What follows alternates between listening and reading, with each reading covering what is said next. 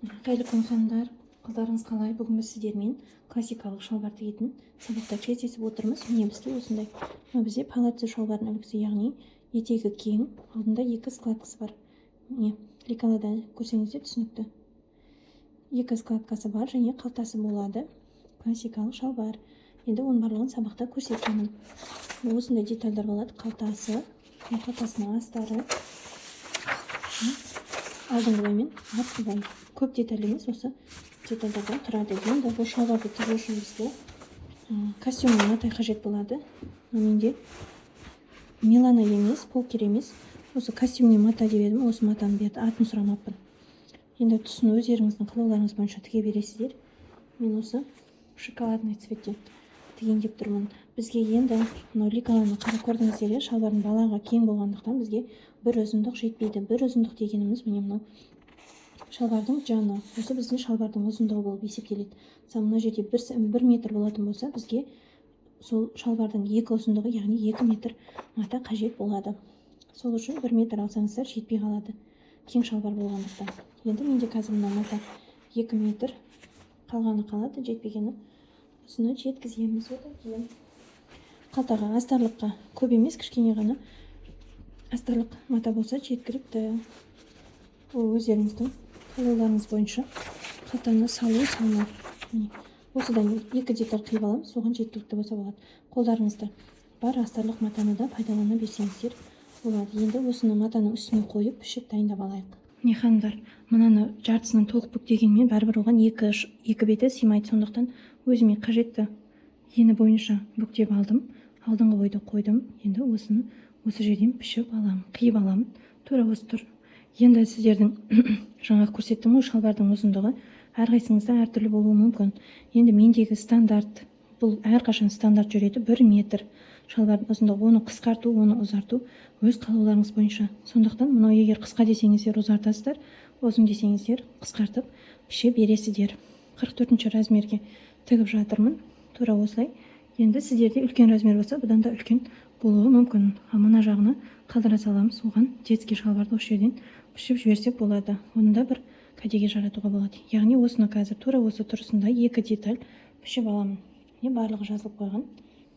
Ханымдар, енді мынаны пішіп болғаннан кейін сіздер мына складканың орнын белгілеп кетулеріңіз қажет. Мен борымен сызып қоямын. Осыны кішкене қайшымен насечка жасап белгі қойып кетесіздер. Міне қатты емес, сәл ғана.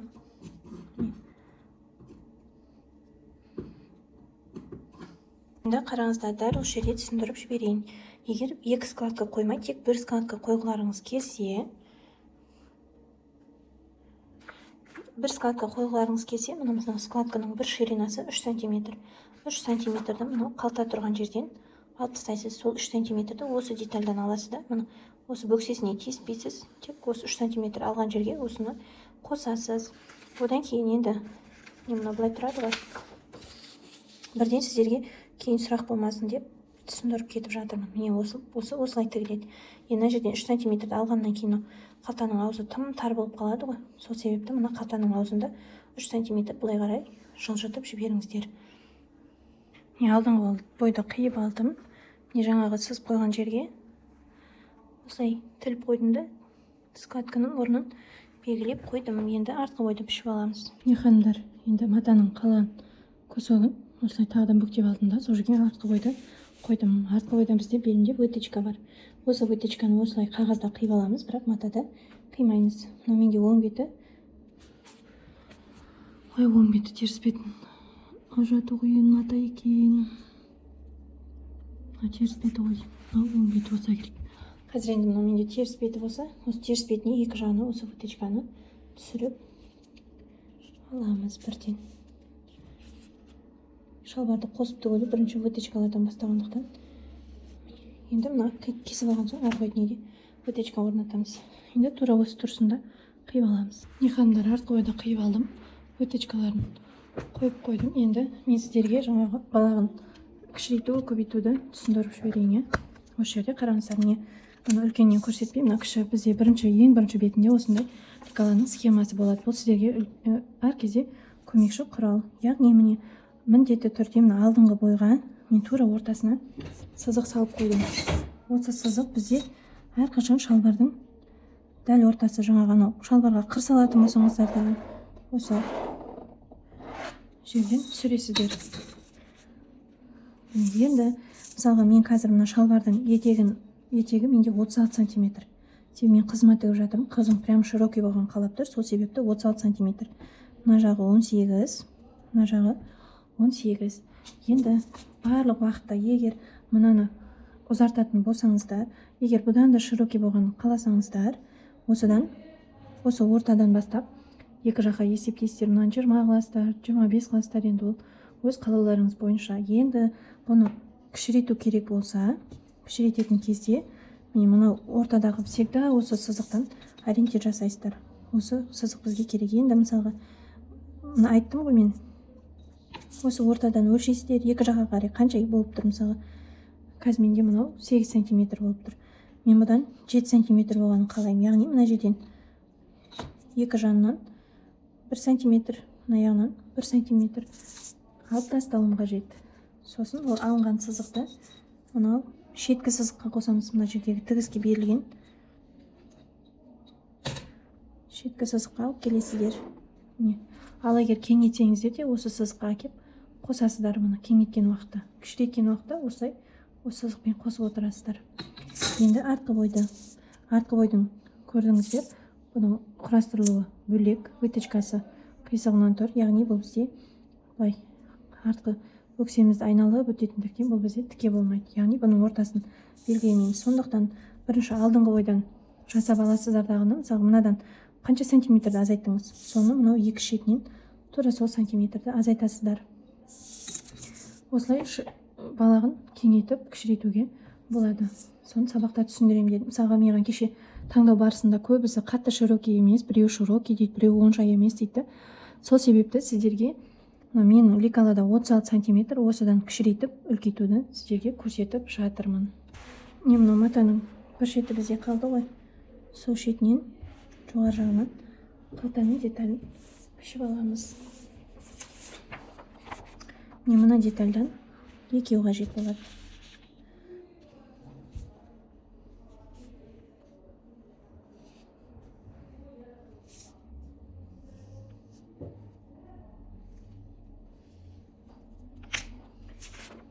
Бұны қиып дайындап алдық. Енді астар матамыздан астар бөлікті қиып аламыз. Қалған матамызды қойып қоямыз. Детский вариантты осы біздің шалбарымыздың қалған жарты бөлігінің пішетін боламыз. Бұл детальдан да бізге екеу керек. Екеуін пішіп аламыз. Детальдарымызды қиып алдық. Енді құрастырып тігуге кірісеміз. Қалғанда шалбарымызды енді тігіп бастаймыз. Ол үшін біз бірінші қалтасын қосып алайық.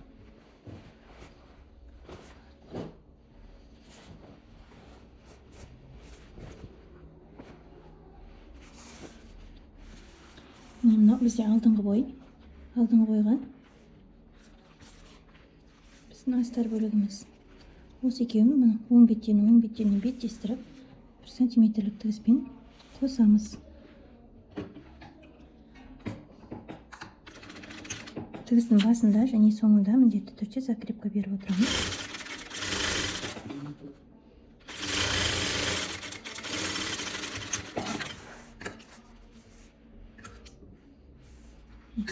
Енді осыны астар бөлікке қарай 0,1 мм тігіс түсіреміз. Жаңағы тігісімізді тігістің үстіне астарды жатқызамыз. Тігісті лапканың шетіне тақаймыз. Сонымен тігіс жүргіземіз.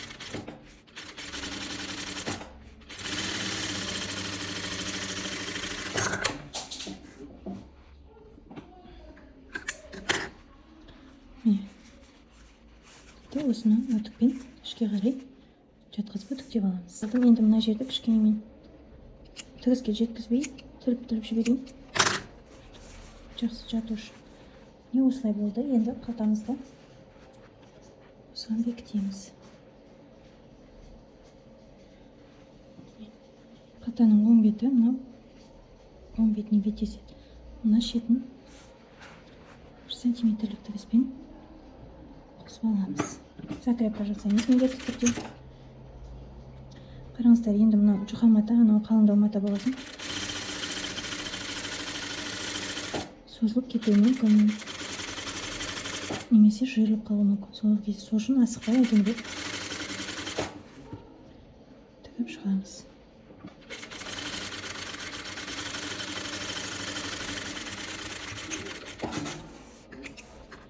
Осылай тігіп аламыз. Енді осы жерді мұны оверлок жасап аламыз.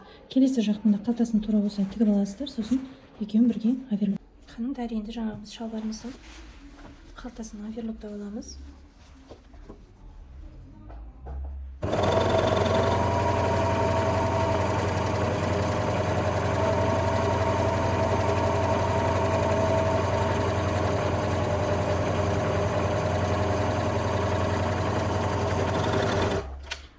Қалтаны оверлоктап алдым. Енді біз мына жері бар ғой, мына қалтаны тура осы жерге бекітіп тігіп қоюымыз қажет. Қандар, міне мынау жер бар ғой, тура осы жерде түзіп тігілу керек мұны. Мынаның үстімен машинкамен түзіп тігіп аламын дағыны, үстінен оверлоктаймыз. Не қандар, мына қалтаны тек қана осы жерін ғана тігіп алдым. Енді алдыңғы шалбардың 4 деталі бар, 2 алды, 2 арты. Соның жанының барлығын оверлокқа салып аламыз. Мынау бір жаны, мынау жаңағы ішкі тігісі, сол екі жағындағы толықтай алдыңғы ойды да артқы ойды да оверлоктап шығамыз. Балағымен беліне тиіспейміз, қал 4 жағын оверлоктаймыз. Қандар, міне шеттерінің барлығын оверлоктап алдым. Енді мынау деген ары бері жүрмес үшін мына жерін қазір кішкене бекітіп қояйын. Кәдімгі тігіспен.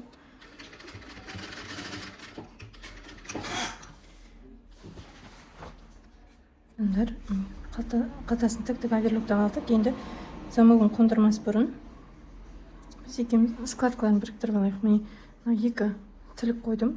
Бұл ең шеткі складка, яғни осы екеуі бір-біріне келтіреміз.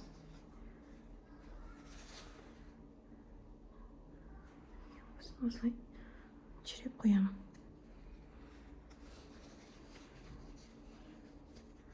Да келесі складканы осылай бір-біріне бірдей келтірдім. Осыны осылай череп қоямын. Сонда екі складкасы бар, оны қазір осыны бекітіп алайын. Складкаларымды сосын үстінен үтіктейміз. Жай ғана. Мен үстінен тігіп қойдым. Бір складкаға 3 сантиметр қалдырып едім. Ол 3 сантиметрім аз сияқты да. 4 сантиметрден көп қалдырған әдем көрінеді сияқты. Енді бұл жай осы жерін складкамен үтіктеп жүреміз. Ал етегі расклешенный болып тұрады. Енді келесі жақтың складкасында осылай тігіп алайын. Мен складканың бағыттарын қалтаға қаратып жатырмын.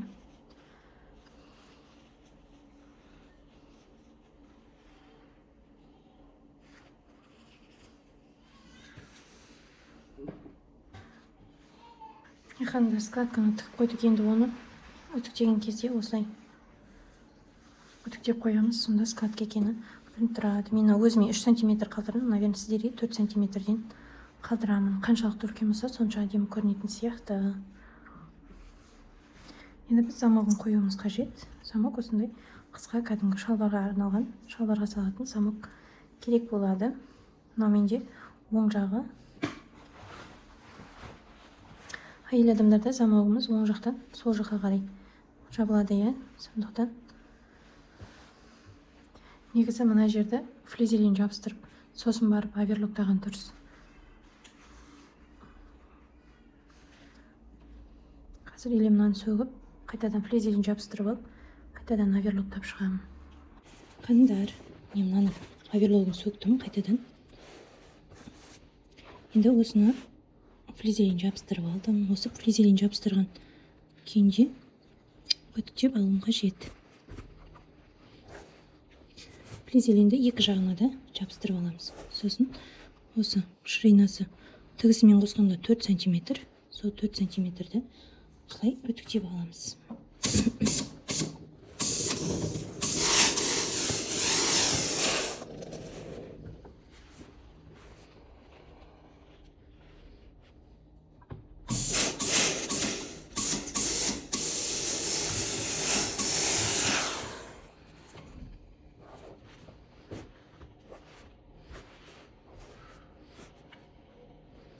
Складкаларын да бірден үтіктеп кетейін.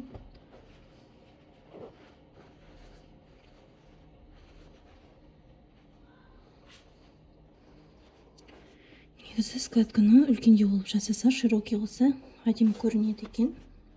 Мен сол аз қылып қойыппын.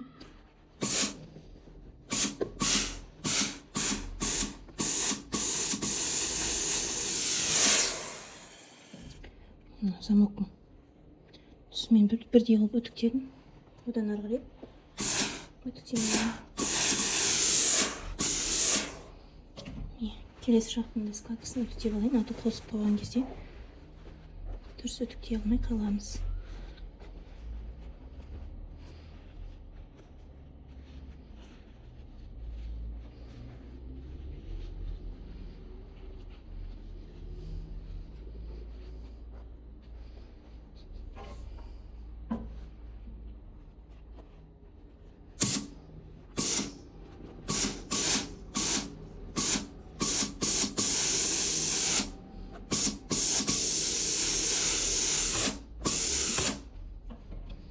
Ал енді замоктың тігуге кірісеміз. Енді қазір мына жерді міне былай оверлоктап алуым қажет.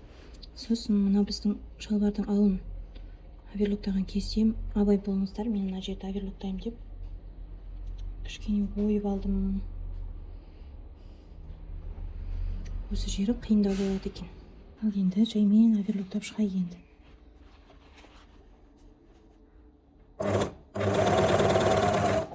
Мынау бұрылған жері мына пышақтың астына кіріп кетпесіне, соны қадағалаңыздар. Пышақтың астына кірсе бітті, ол кесіледі.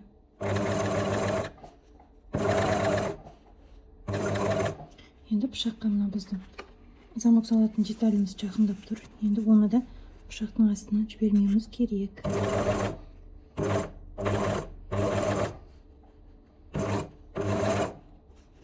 Жай басып отырасыздар.